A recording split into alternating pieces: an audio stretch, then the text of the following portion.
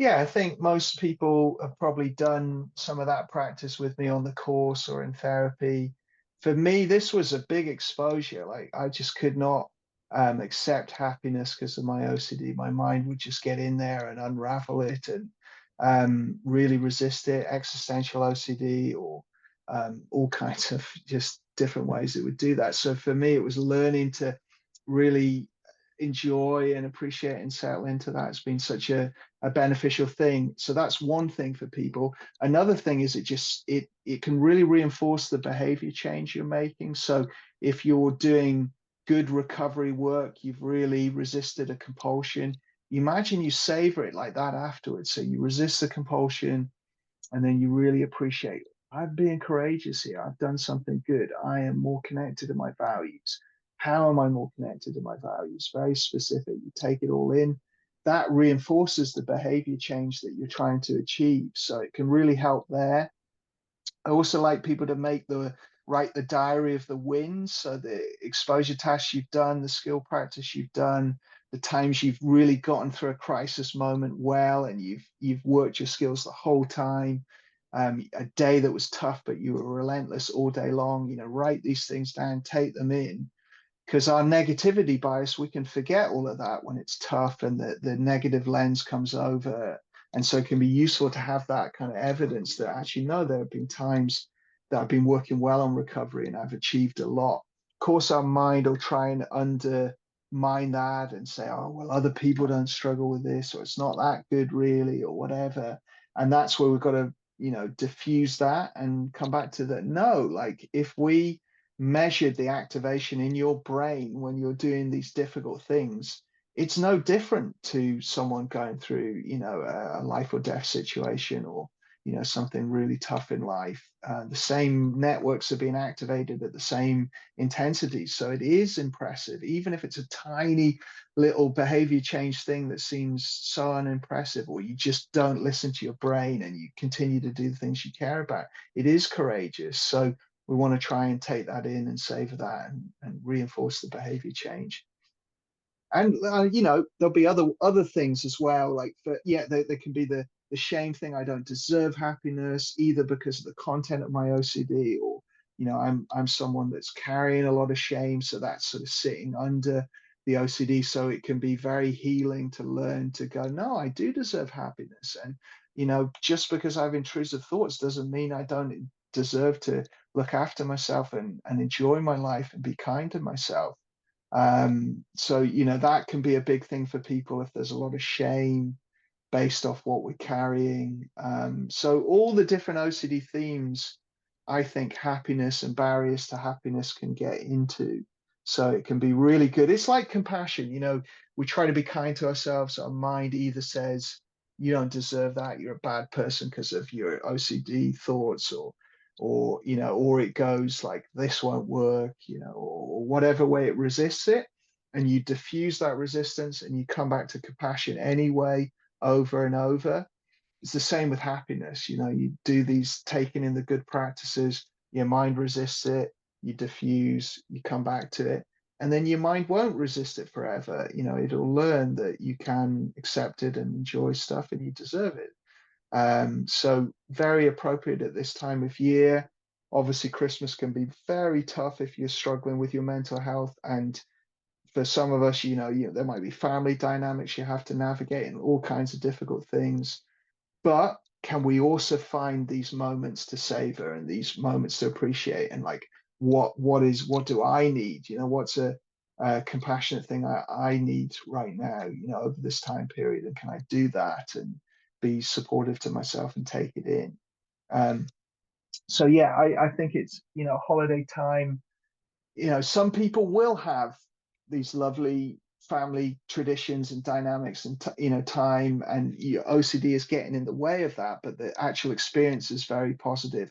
Okay, let's try to use the skills and savor it. For other people, you won't have that, and it's more difficult. I have certain dynamics that I'm preparing myself to have to navigate again, which happens every time this time of year. So to me, there's a skills goal there. There's like, can I handle that better than better than other years? Can I, do the best use of my skills there, and also find some self-compassion and some support for myself. So I would go into it with goals like that. I think it's really helpful to get ahead of the OCD. OCD loves to go, oh, Christmas is really important. It's this special day. You better not have any OCD thoughts. And then, of course, we're going to get more of them. So we need to be willing to go into it and go, OCD can come along. That little gremlin can sit on my shoulder as I make a good Christmas experience for me and make the best of what I can. So I think be ready for that and get your kind of intention set and your goals ready for this time of year. What are the things that are going to trigger you specifically, and how can we be ahead of OCD and ready to handle it well, and have your goals set up for that. Okay, so I had a couple of questions, obviously space for others as well. So the first one I think is a common question. So it's this sort of morning anxiety, OCD content immediately on waking, before you have time to gather your thoughts. Other than getting up, any tips from your experience about how to manage this whoosh? Yeah, I mean, getting up, I think, is often a very good thing to do. Yeah, I mean, I think, you have a morning surge of cortisol that is typically a good thing because it gets us awake and it is part of our circadian rhythms. But if you're in high threat system and your kind of cortisol is pretty high anyway, and your norepinephrine and adrenaline, everything's pretty high, you get that morning cortisol surge and it makes everything that bit more intense. So sometimes just being ready and knowing that can happen, and that can help with a bit of acceptance for it. I had this a lot. I mean, I had months and months of just waking up with, basically panics. I mean, I would go to bed and be panicking and finding it very hard to go to sleep. Then I'd eventually fall asleep. I'd wake up after an hour panicking, and I'd go to wake up panicking, and then I wake up in the morning with that nausea, not pit of the stomach feeling, tightness in chest, can't breathe, heart pounding. Either it was very somatic like that or loads of intrusive thoughts. It's a tough place to wake up. It's very difficult. I find it very useful just to be setting my goals the night before, so to be ready for that. So, okay, when I wake up in the morning, immediately I'm going to start to accept that feeling in the pit of the stomach, observe it, going to make room for it, and I'm going to start to accept it. And I saw it as like a training opportunity. So, like every morning, right, I'm training the skills. Same with the thoughts. The thoughts rush in. Okay, tomorrow when I wake up, I'm going to diffuse immediately.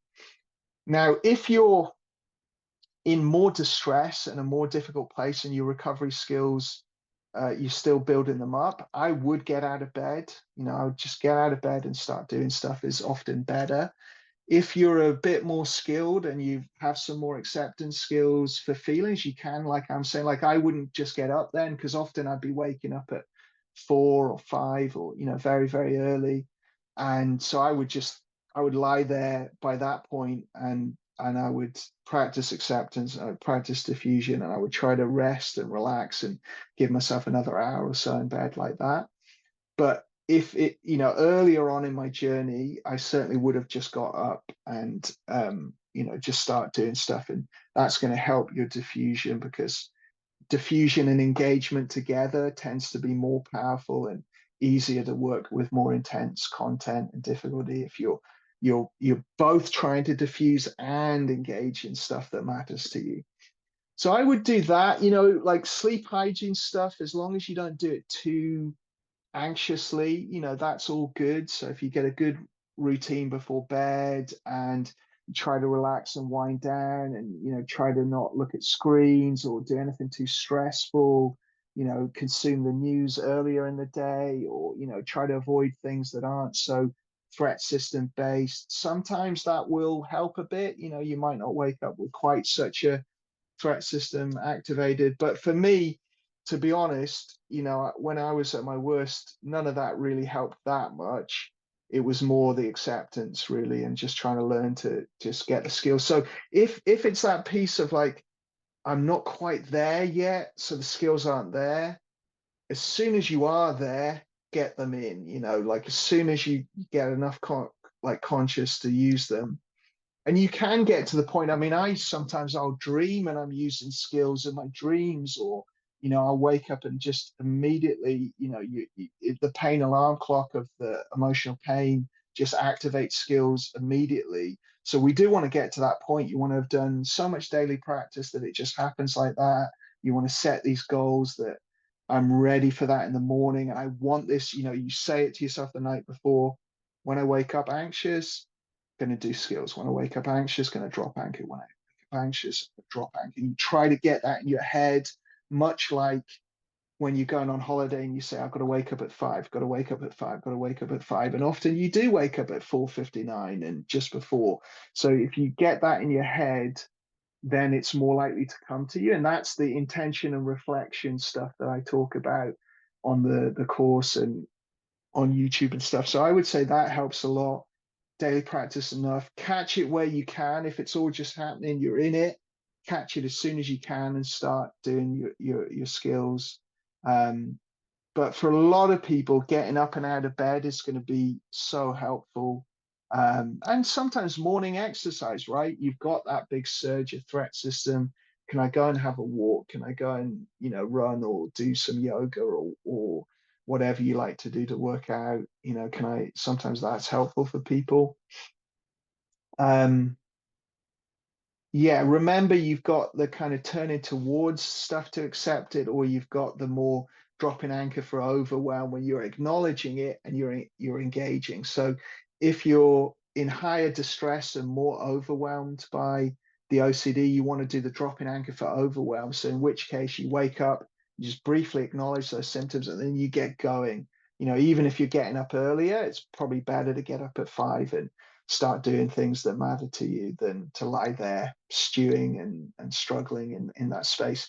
But if your skills are stronger and you're more able to turn towards something, then you can lie there and you can observe it and try to build acceptance and try to relax around it and engage in relaxation, or you can do some gratitude like we did, or something else. You practice some skills there and continue to lie and try to sleep. If it's the middle of the night, you can get up for a bit, do something, then go back to bed is often good. If it's very intense, you can do that as well.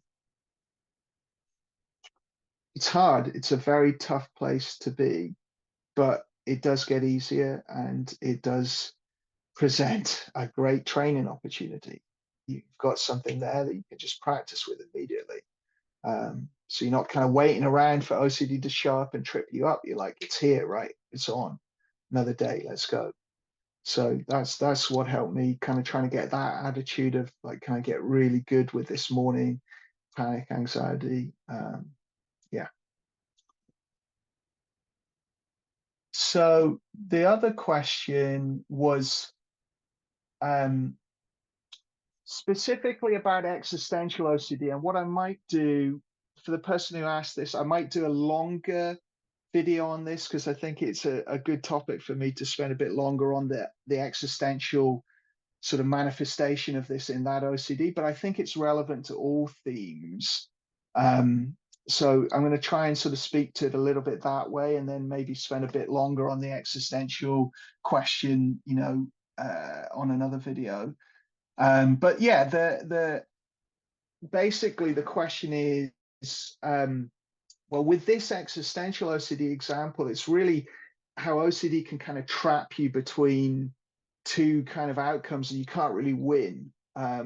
So with this specific example, existential OCD, I think everyone probably knows, but it's when our OCD kind of latches onto philosophical, existential, about human life and existence type questions.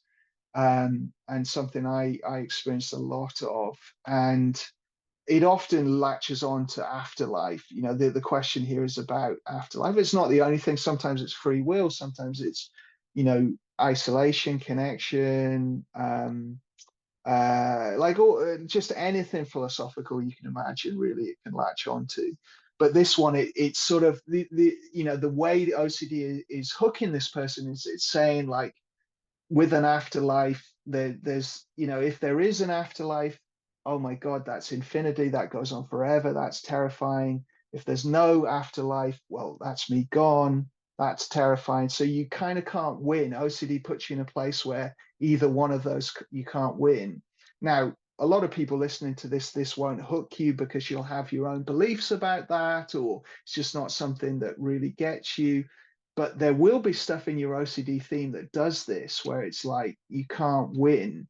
So one thing is often the two-tail spike is what Stephen Phillipson calls it, where like, what is the therapeutic approach? Do I expose to this or do I disengage from it? And it can kind of trap us in that. Like, do I want to focus on it and bring it on more intensely, or do I want to disengage and focus on life? And your brain goes, I don't know what the right approach is.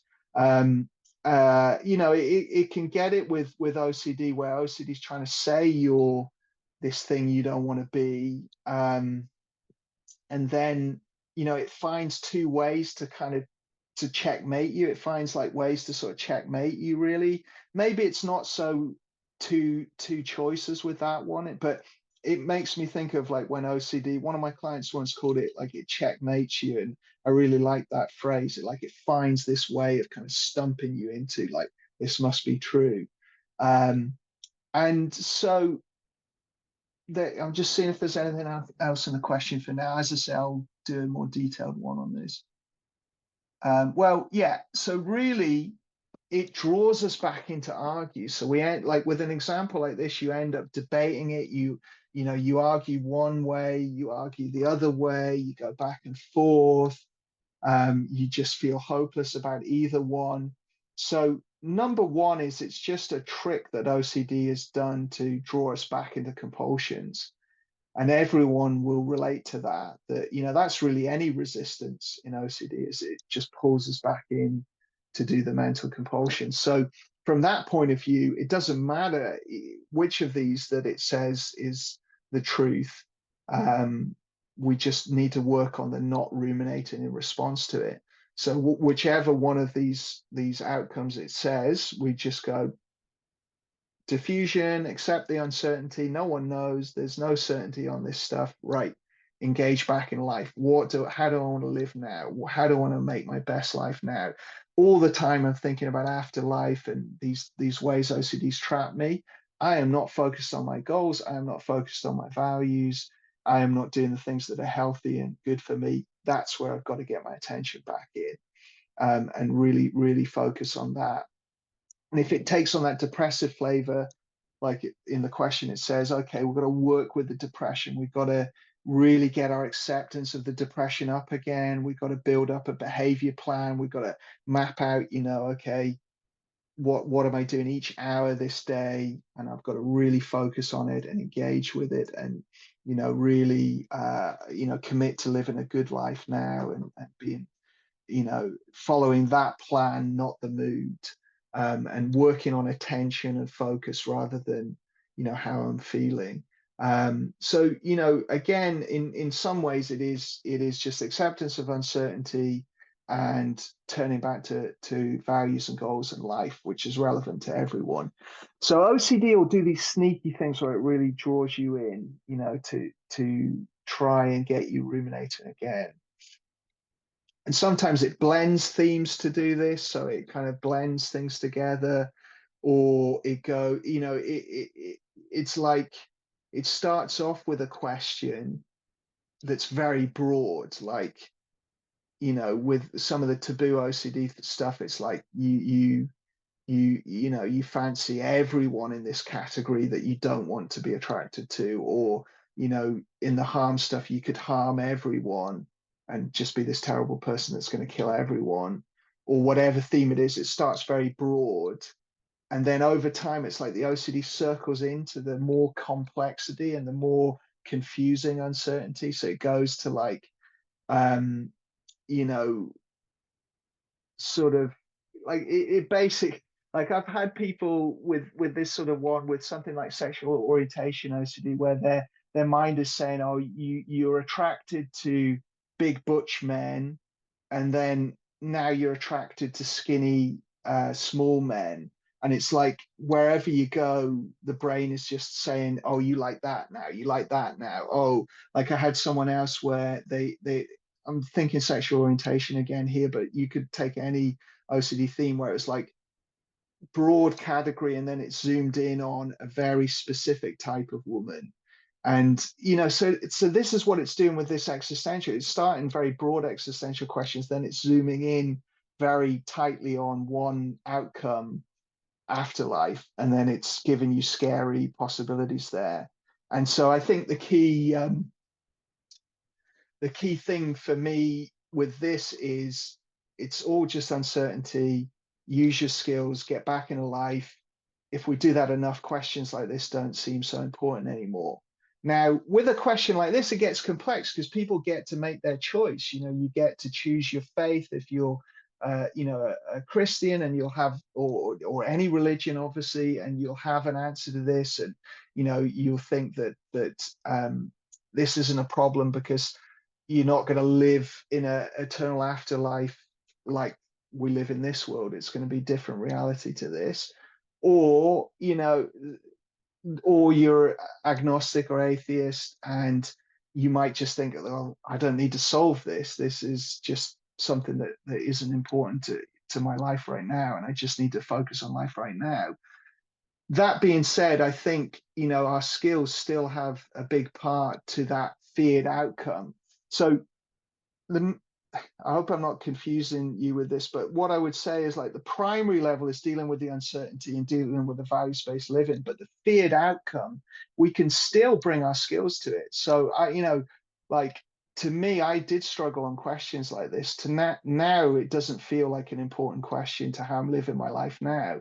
But if I did want to philosophically think about it, I would think, well, I'm going to want to use my skills with either of these outcomes anyway. If afterlife is eternity and that's very scary to me, well, I'm going to want to double down on my skills and get very good with skills so that that wouldn't be scary. Or, if I believe, you know, if I'm agnostic atheist, and I think that's the end, and that's scary to me. Obviously, it's not scary to everyone. Sometimes people aren't so in touch with that reality, and it doesn't feel so frightening. But if you're someone who has more of the death anxiety stuff in OCD, then we want to build up big acceptance skills. We want to be able to really handle panic and intense feelings, and really be able to diffuse from these sorts of worries so that we can live a good life, and then we can face these scary things down the line with big psychological flexibility muscles so that we can live a good life right till the end. Um, Now, I wouldn't think about this a lot in terms of this question because it could lead you all into more rumination about it. But I think there's a level where we can go, well, I don't need to think about that now. I need to think about the problem of living and how to live a good life. And then when I get to that, I'm going to use my skills on it, whatever is the outcome. And that's kind of helps me, but that could tangle you back in. It could tangle you back into rumination. If that's the case, we want to go to that first level of just accept uncertainty, live life now, really focus on what's value-based living now. Slightly intense existential OCD stuff, which can be triggering for people, right? So if it is triggering, work your skills with that. And for other people, it'll seem like I can't quite imagine why you would get caught up with that. It's amazing, isn't it? OCD, you can we all have the same experience, but it can target such different things. And all of them can feel terrifying and real and super important and shameful and other things. But the content, you look at an existential question like that, it seems so different from another OCD theme. And yet the mechanism is the same. There's a trigger, there's intrusive thoughts, there's mental compulsions, there's then probably physical compulsions and avoidance, and that cycle goes round and round, and it's all about uncertainty and trying to control difficult feelings. So there, it's all the same. And that's maybe a point worth saying is that I find with people when you're early on in the OCD journey, and especially if you're really caught up in it, you're often looking at people's OCD experience to try and see how yours is different. So you're kind of looking at everything to go, oh, maybe I don't have OCD because mine isn't quite like that, and that, or, gosh, this is so different. I don't know how I can recover. It's so different from that person.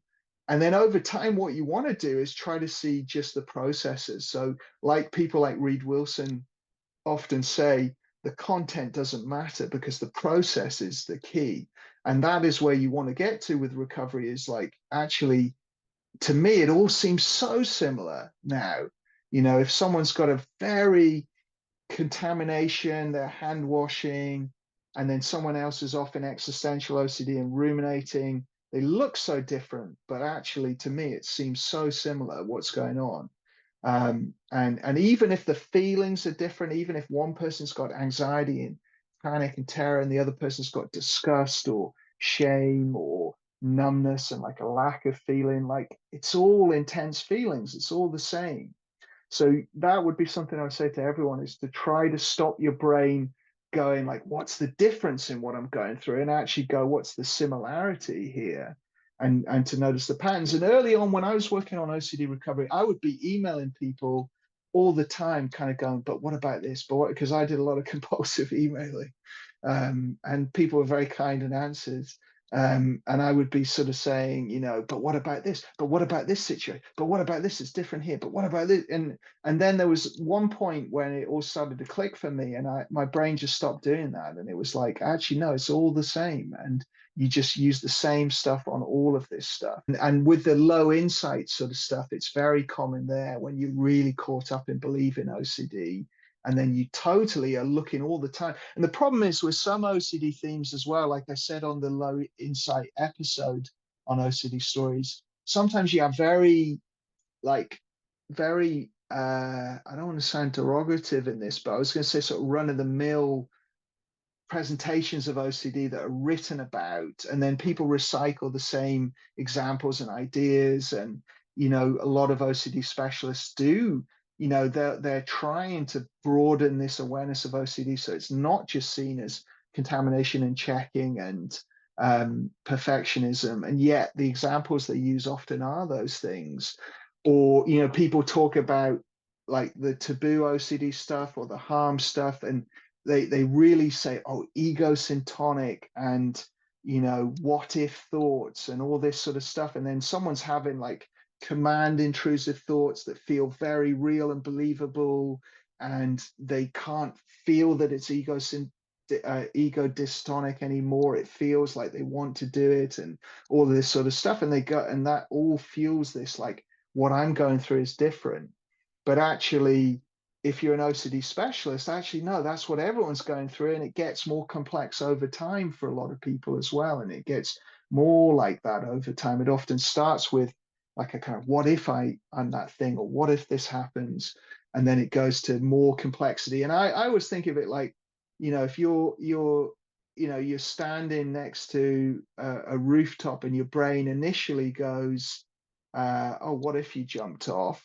And if you don't just back away, you stand near it, then it might go more intense. It might start to make you feel like you're wobbling or moving, or it might throw you very intrusive thoughts that go jump off, or it might take a command form of like, you should jump off, or something like that. And then that gets you to go, oh God, I better get away from the edge. So that's the brain's doing its job. It's up in the ante to get you into avoidance, and or getting you solving the pain and the problem, or doing whatever it's wanting you to do.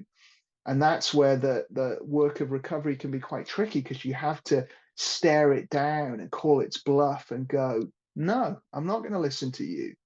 I see what happens if I listen to you. It destroys my life and I can't do any of the things I want to do.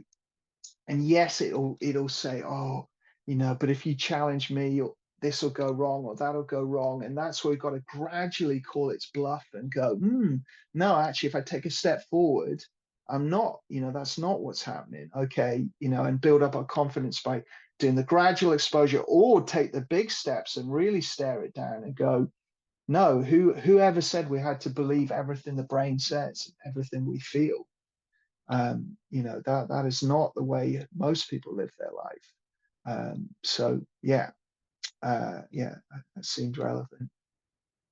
Ready, I think get ready for Christmas, get ready for the places triggers are going to show up, be determined, make set your goals for like this time period. Either Christmas will be wonderful and OCD will background a bit and you feel great, or OCD will be really loud and it's a week of practice and training. And that's for me, that's such a helpful attitude to get is like either it will be nice and easy and it sometimes does that, sometimes it goes dormant, or sometimes it gets a bit easier just because you get caught up in life.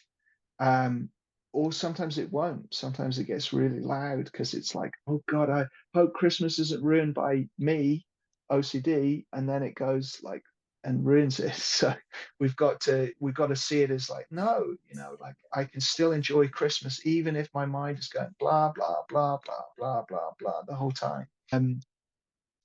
Yeah, hopefully you get the message. It's set your goals, be ready for the ways OCD might show up, keep your practice going. Um, these two modes of mind, it might be easier, it might be difficult. If it's difficult, practice, practice, practice, continuous the whole way through. And yeah, hoping everyone can find some, self-compassionate time for yourself and do the things that nourish you and support you over the Christmas time. And yeah, wishing you all as good a Christmas as possible, given whatever's going on, and see you on the other side.